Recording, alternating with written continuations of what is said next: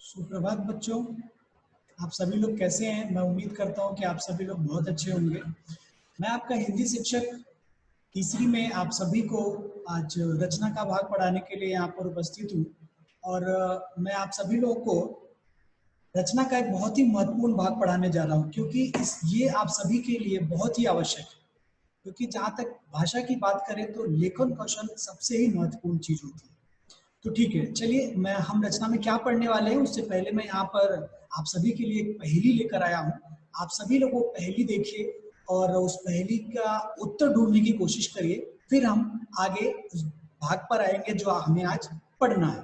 तो आप सभी को मैं यहाँ पर वो पहेली दिखाना चाहता हूँ। आप सभी के लिए यहाँ पर देखिए, बहुत ही सुंदर पहेली है और आप लोग कोशिश करिए इसको ढूंढने की, इसका उत्तर ढूंढने की, ताकि आप सभी लोग इसको अच्छे से समझ पाए।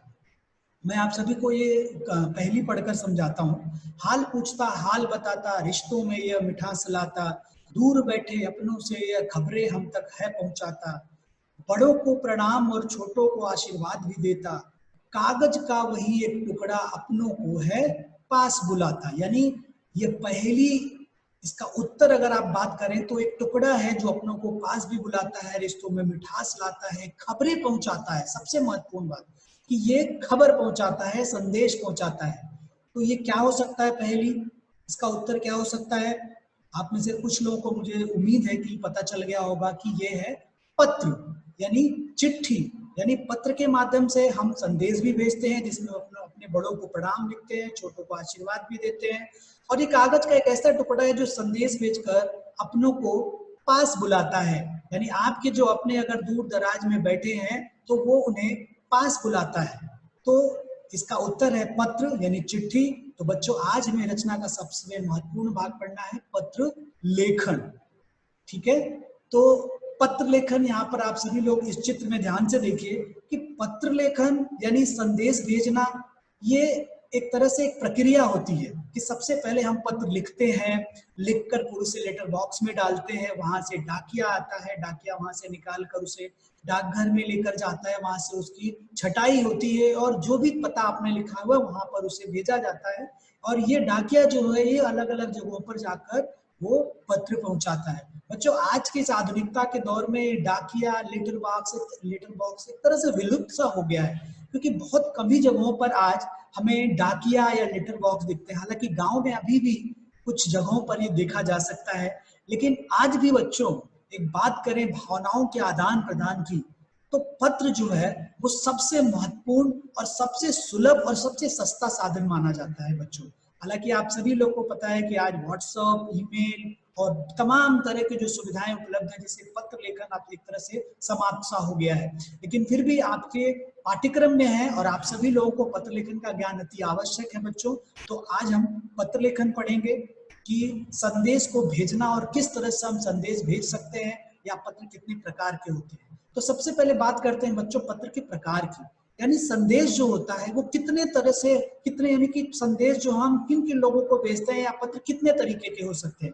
तो बच्चों, मैं आपको बताना चाहता हूं यहाँ पर पत्र जो है वो कितने तरीके का होता है। लेकिन उससे पहले यहाँ पर अब एक चित्र मैंने और आपको दिखाना चाहता हूँ। ये चित्र देखिए, यहाँ पर जो पहले जमाने में थे, अगर आप थोड़ा और पीछे जाएं डाकिया से पहले, तो कबूतरों के माध्यम से संदेशों का आदान प्रदान किया जाता था। उन्हीं संदेशों के आधार पर हम पत्र लेखन की बात करें तो पत्र दो प्रकार के होते हैं बच्चों। पहला अनौपचारिक पत्र, दूसरा औपचारिक पत्र। अब चलिए हम आगे देखते हैं कि अनौपचारिक पत्र क्या होता है और औपचारिक पत्र क्या होता है। तो अनौपचारिक पत्र की बात करें बच्चों, तो अनौपचारिक पत्र ये घरेलू या अनौपचारिक पत्र माने जाते हैं, यानी इनको घरेलू पत्र माने जाते हैं। क्यों? क्योंकि ये पत्र हम अपने मित्रों, सगे संबंधियों, रिश्तेदारों आदि को लिखते हैं। तो यानी इस तरह से अपने मित्रों, सगे संबंधियों, रिश्तेदारों आदि को लिखे जाने वाले पत्र अनौपचारिक पत्र कहलाते हैं। और यहाँ पर मैं आपको चित्र में दिखा भी सकता हूँ। ये देखिए, ये पोस्ट कार्ड है। जो छोटा संदेश होता है वो इस पोस्ट कार्ड के माध्यम से भेजा जाता है। और इसके बगल में यहाँ पर आप देख पा रहे हैं अंतर्देशीय पत्र है, अंतर्देशीय पत्र कार्ड है, जो इसमें हम जो थोड़ा विस्तार से अगर लिखना है तो उसे हम लिखकर तीन तरफ से बंद कर और हम इसे भेज सकते हैं। तो एक तरह से आपने देखा कि घरेलू पत्र जो है उसे अनौपचारिक पत्र भी कहते हैं, जो हम अपने सगे संबंधियों, रिश्तेदारों और मित्रों को लिखते हैं। अब इनको पत्र हम क्यों लिखते हैं? मान लीजिए हम अपने मित्रों को पत्र लिखते हैं, उसे जो है अपने जन्मदिन पर आमंत्रित करने के लिए, सगे संबंधियों को आमंत्रित करने के लिए, रिश्तेदारों को किसी बात का धन्यवाद भेजने के लिए, या मान लीजिए आपके मित्र को बुलाना है तो आप उसके लिए वो संदेश भेजते हैं पत्र के माध्यम से। ठीक है, तो चलिए अब इस पत्र का क्या प्रारूप है और किस तरह से, किस क्रम में ये लिखा जाता है, जरा उसकी भी चर्चा कर लेते हैं। तो यहाँ पर हम आगे बढ़ते हैं और देखते हैं यहाँ पर कि अनौपचारिक पत्र का प्रारूप क्या होता है। तो आगे बढ़ते हैं। ये देखिए, अनौपचारिक पत्र के प्रारूप में अगर क्रम की बात करें तो सबसे पहले क्रम आता है वो है पत्र भेजने वाले का पता, यानी पता लिखना सबसे आवश्यक होता है। यानी कि अगर मैं पत्र लिख रहा हूं तो पता लिखूंगा। उसके बाद बात करें तो तिथि आती है, दिनांक, तारीख, जो कि बहुत ही महत्वपूर्ण है। आपने पत्र लिखा लेकिन आपने दिनांक लिखा ही नहीं है तो आपको पता भी नहीं, जिसको पत्र मिला उसे पता ही नहीं चला कि मेरे मित्र ने पत्र कब लिखा है। ठीक है, तो जो आता है क्रम से, जो दूसरे क्रम में जो आता है वो है तिथि, तारीख या दिनांक। इसके लिखने का भी एक प्रारूप होता है जो नमूने में आप सभी लोगों को मैं दिखाऊंगा। उसके बाद बात करें तो संबोधन आता है बच्चों। संबोधन यानी जिसको आप पत्र लिख रहे हैं उसे किस शब्द से आप संबोधित करना चाहते हैं। बड़ों के लिए किस तरह से संबोधित करेंगे, छोटों के लिए किस तरह से संबोधित करेंगे, कौन सा शब्द का प्रयोग करेंगे, वो भी मैं आपको नमूने में दिखाऊंगा। ठीक है, अब बात करते हैं अगले अभिवादन की। तो अभिवादन यानी बच्चों, हमारी सभ्यता ऐसी है कि बड़े हो या छोटे हो हमें सबका अभिवादन करना है। ठीक है, तो अभिवादन में कौन कौन से शब्द लिखते हैं? जैसे कि अक्सर आपने देखा होगा कि अब बड़ों के लिए हम प्रणाम लिखते हैं, बराबर वालों के लिए, मित्रों के लिए हम सप्रेम नमस्ते लिखते हैं। तो इस तरह से इसकी भी हम चर्चा नमूने में करेंगे। लेकिन क्रम की बात करें तो अभिवादन संबोधन के ठीक बाद आता है, यानी संबोधन के ठीक बाद अभिवादन। और उसके बाद बात करें तो वो संदेश, वो मुख्य संदेश कि आप पत्र किस लिए लिख रहे हैं। जाहिर सी बात है कि अगर आप पत्र लिख रहे हैं तो कुछ संदेश भेजना है आपको। इसी तरह से जब आपको पत्र लिखने के लिए कहा जाएगा तो एक विषय दिया जाएगा कि हाँ इस विषय पर आपको पत्र लिखना है या पत्र में ये संदेश भेजना है, तो वो संदेश आपको लिखना होता है अभिवादन के ठीक बाद। लेकिन बच्चों, यहाँ पर एक चीज आपको बहुत ही ध्यान पूर्वक आपको समझना है कि अगर आप संदेश लिखने जा रहे हैं या मुख्य संदेश लिखने जा रहे हैं तो उसमें एक बात सबसे अनिवार्य है कि संदेश लिखने से पहले आपको, जिसे आप पत्र लिख रहे हैं, उसकी कुशलता, उसका हालचाल पूछना अति आवश्यक है। यानी अगर आपने मित्र को पत्र लिखा तो आप उसे पूछ सकते हैं कि आप वहां पर कैसे हैं। मैं उम्मीद करता हूं या ईश्वर से कामना करता हूं कि आप वहां पर सुखी होंगे या ठीक प्रकार से रह रहे होंगे। ये बातें जरूर लिखनी होती है। उसके बाद हम अपने मुख्य संदेश पर आते हैं, यानी जिस विषय पर आपको पत्र लिखने के लिए कहा गया है, जो संदेश भेजना है वो आप उसमें लिखते हैं। उसके बाद आता है अगला क्रम, पत्र लिखने वाले का पत्र पाने वाले से संबंध। यानी मित्र है तो आप कैसे लिखेंगे कि आपका मित्र। बालिकाएं कैसे लिखेंगी, लड़कियां कैसे लिखेंगी, आपकी सहेली। ठीक है, और अगर आप अपने पिताजी को पत्र लिख रहे हैं तो मैं लिखूंगा आपका पुत्र, और अगर कोई लड़की है तो वो कैसे लिखेंगी, आपकी पुत्री। ठीक है, ये क्रम से आता है पत्र लिखने वाले का पत्र पाने वाले से संबंध। उसके ठीक बाद आता है पत्र लिखने वाले का नाम।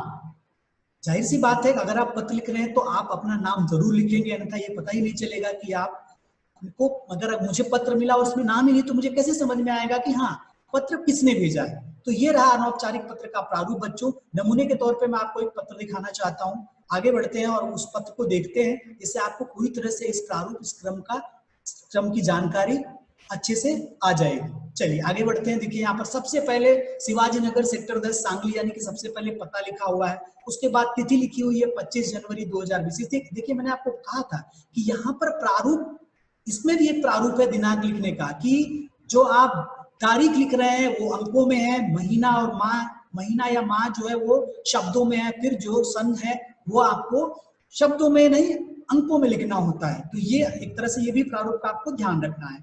आगे देखिए, संबोधन में लिखा गया है प्रिय रमेश। चूंकि बच्चों ये पत्र जो है एक मित्र अपने मित्र को जो है धन्यवाद भेजने के लिए लिख रहे हैं, जो मित्र ने उन्हें एक बधाई पत्र और उपहार उनके जन्मदिन पर भेजा था। तो अगर मैं अपने मित्र को पत्र लिख रहा हूं तो वहां पर लिखा गया प्रिय रमेश, और अभिवादन में चूंकि मित्र बराबरी के हैं तो सप्रेम नमस्ते। अब देखिए यहाँ पर मैंने आपको बताया था कि संदेश लिखने से पहले हालचाल पूछना है। तो तुम दिल्ली में कैसे हो, आशा करता हूं कि तुम वहां पर ठीक हो, तुम्हारा भेजा जन्मदिन का बधाई पत्र और उपहार आज ही प्राप्त हुआ। देखिए यहाँ पर अब संदेश धीरे धीरे आप अपने मुख्य संदेश पर आ रहे हैं। दोनों मुझे बहुत ही पसंद आया, मेरे सभी दोस्त मेरे जन्मदिन की पार्टी में आए थे, सबने मिलकर एक सुंदर सा गीत गाया, मुझे तुम्हारी कमी महसूस हो रही थी, आशा करता हूं कि तुम मेरे अगले जन्मदिन पर जरूर आओगे। यानी ये मुख्य संदेश हुआ, एक मित्र ने बताया कि तुम मेरे जन्मदिन पर नहीं आ पाए, लेकिन मैं उम्मीद करता हूं कि अगले जन्मदिन पर आऊंगा, माफ करिए आप आएंगे, और आपका बधाई पत्र और उपहार मुझे मिला जो कि मुझे बहुत पसंद आया। ये संदेश हो गया। अब देखिए पत्र भेजने वाले का पत्र पाने वाले से संबंध, चूंकि ये मित्र को पत्र लिखा गया तो क्या लिखेंगे, तुम्हारा मित्र। बालिकाएं क्या लिखेंगी, लड़कियां क्या लिखेंगी, तुम्हारी सहेली, क्योंकि अगर वो अपने सहेली को पत्र लिख रही है तो। और उसके बाद पत्र भेजने वाले का, पत्र लिखने वाले का माफ करिए नाम, यानी देखिए वहां पर नाम लिखा हुआ है। अब ठीक ये तो रहा बच्चों अनौपचारिक पत्र जो कि आपके पाठ्यक्रम में है, जो कि आपको बिल्कुल लिखना है। अब आगे बात करें तो यहाँ पर देखिए अब है ध्यान रखने वाली बातें। तो ध्यान रखने वाली बातें क्या होती हैं बच्चों, कि आपका जो पत्र है वो सरल और स्पष्ट होना चाहिए, उसकी भाषा जो होगी उसकी भाषा में सरलता होनी चाहिए, स्पष्टता होनी चाहिए, और इसके साथ ही साथ आपका पत्र बहुत लंबा नहीं होना चाहिए, क्योंकि जितना लंबा करेंगे त्रुटियां उतनी ही होती जाएंगी। इसलिए पत्र हो जो हो वो जितना छोटा होता है, भाषा सरल हो स्पष्ट हो, वो बहुत ही अच्छा होता है। लेकिन ध्यान रखने वाली बात इससे भी महत्वपूर्ण क्या होती है कि अक्सर हम गलतियां संबोधन, अभिवादन और समाप्ति में करते हैं। जैसे कि अगर हम सहेली, मित्र या बराबर वालों को अगर हम संबोधन लिख रहे हैं तो उनके लिए हम प्रिय शब्द का प्रयोग करते हैं, अभिवादन में हम उन्हें सप्रेम नमस्ते लिखते हैं, समाप्ति में हम उन्हें तुम्हारा या तुम्हारी लिखते हैं। लेकिन अगर ये पत्र हम बड़ों को लिख रहे हैं, जैसे माता पिता, दादा दादी, नाना नानी को लिख रहे हैं, तो वो पूज्य आदरणीय संबोधन में लिखेंगे, अभिवादन में सादर प्रणाम लिखेंगे, और समाप्ति में आपका या आपकी लिखेंगे। ठीक है, तो ये तो रहा आपके अनौपचारिक पत्र में ध्यान रखने वाली बातें। अब आते हैं हम औपचारिक पत्र के। तो औपचारिक पत्र देखिए ये ऐसे पत्र होते हैं जो सरकारी कार्यालयों, प्रधानाचार्यों, संपादक व अन्य को लिखे जाने वाले पत्र होते हैं, जिसे हम औपचारिक पत्र कहते हैं। बच्चों अक्सर आपको इसकी जरूरत पड़ती है कि आप अपने प्रधानाचार्य, कक्षाध्यापक को प्रार्थना पत्र लिखते हैं अवकाश के लिए, जिसे हम औपचारिक पत्र कहते हैं। ठीक है, क्योंकि ये अपने सगे संबंधियों को नहीं लिखे जाते। तो इसका भी नमूना एक मैं आपको दिखाना चाहता हूँ। यहाँ पर देखिए कैसे ये पत्र लिखा गया, बड़ा सुंदर पत्र है, अपने प्रधानाचार्य को लिखा गया है। सेवा में प्रधानाचार्य महोदय, पौदार इंटरनेशनल स्कूल, सेक्टर 12 सांगली। और विषय देखिए 2 दिन के अवकाश के लिए प्रार्थना पत्र। पत्र की शुरुआत देखिए महोदय से की गई है। सविनय निवेदन है कि कल मुझे विद्यालय से जाते समय रास्ते में मुझे साइकिल से पैर में चोट लग गई थी।